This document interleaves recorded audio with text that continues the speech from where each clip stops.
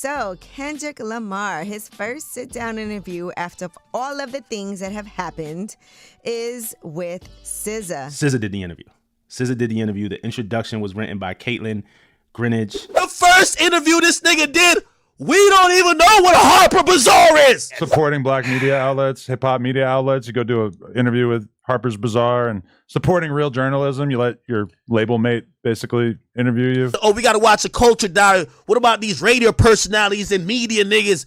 And when you could give a nod to a nigga you think, you ran to do your first interview at Harper Bazaar? He's broken his silence to an extent for the first time this year. I believe he's the fifth male to ever appear on the cover of the magazine, so this is a big deal. Reading that article, I was left with the feeling this may all backfire on Kendrick at some point. The nigga rapped that Drake was a colonizer.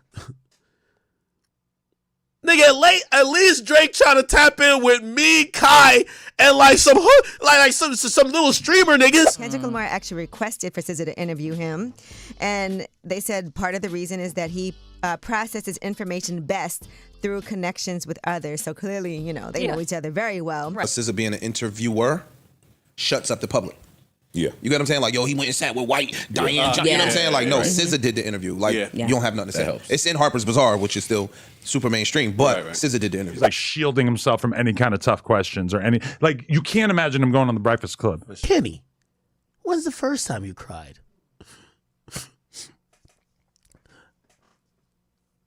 I say the last time I cried was on Mr. Morale. SZA also asked him about Not Like Us. I saw that. And what that means to him. He says, this man has morals, he has values, he believes in something, he stands on something, he's not pandering. My answer would have been more shallow.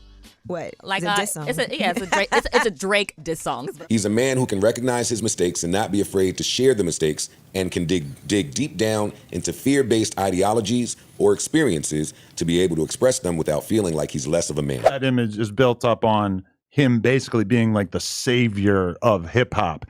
And in order to be the savior of hip-hop, you're going to have to do a lot more than just drop a fucking Drake diss that everybody dances to. Say he's only for the culture, but as soon as he gets an opportunity to go get on a platform that's non-cultural, he runs to it. I do think that he does want to control how things go and how things are perceived from his own point of view. Variety's doing the same thing where it's actor on actor, so it's actors interviewing other actors.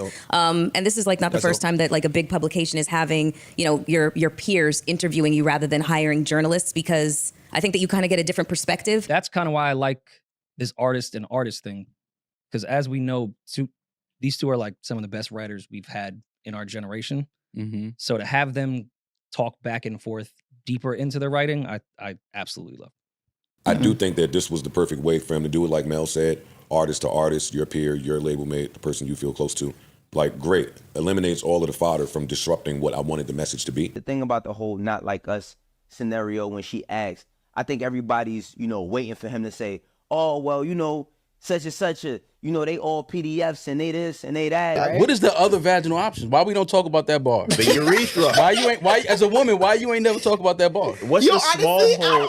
I find myself with Kendrick interviews, you know, leaning more into, I guess, what's unsaid than actually what is said, since he is very, very particular with his words. That was like one of the bars that I remember, like us like laughing at it, like, yo, what is the other vaginal option? Like, what is that? It's Not Like Us has just earned over 1.2 billion streams worldwide. 1.2 billion streams. That's the reason why he's not going to anybody else, you know what I'm saying, for those type of questions. He has built himself up now to be such an elitist character in the space. And I just don't, I think at a certain point, people are going to realize, like, oh, like, we really trusted this guy. I say the last time I cried was on Mr. Morale, on Mother I Sober. That shit was deep for me. This is the one he admit that his auntie was a nigga, right? Or the one that he was getting his gooch fondled with or something like that? With some of the stuff that Ak is saying, like about how, you know, the first interview he does with this, he does with that. Not only was it strategic, but it was a way and a path for him to kind of explain where he was at in life, leading from, you know, Mr. Morale and the Big Steppers over time into where he's about to go. I was in moments still holding on to it. I had to trust myself. I started rhyming. Oh, okay. So he started rhyming because his homie fingered him. Okay. Kendrick been doing interviews with platforms that weren't necessarily black or the culture for a minute. He fingered my. The only way I could express myself is just rap words that rhymed over like a beat, because he was beating them up. That was one of the bars that I remember us like. I think Kendrick has a gift of kind of saying shit and just making it kind of sound provocative that we don't really care. Like, I didn't really care what the other vaginal option was until now. I don't know if you can say the literal text of Not Like Us runs quite this deep. And if it does, what Kendrick is trying to address through this beef, through this track, Drake is merely just a symptom of it. Much of that lies less with Drake and more with the very music labels and companies that profited off of this beef. Oh, my cousin fingered me when I was 8. Bruv, chill out, man. Don't be so hard on yourself. He was hard on me. Yeah. And like the whole 69 God, people like, well, what's a 69 God? Like, wouldn't that not be a good thing? Some girls were saying, and I'm like, yeah, like, what is, 69 God? What's wrong with being a 69 God? What's wrong with being a 69 God? That's I love 69. That's because y'all didn't care. Y'all just wanted to see Drake lose the battle. DJ Hattie, like, he just came up, face looking like a glazed donut. Are we ready for the interview?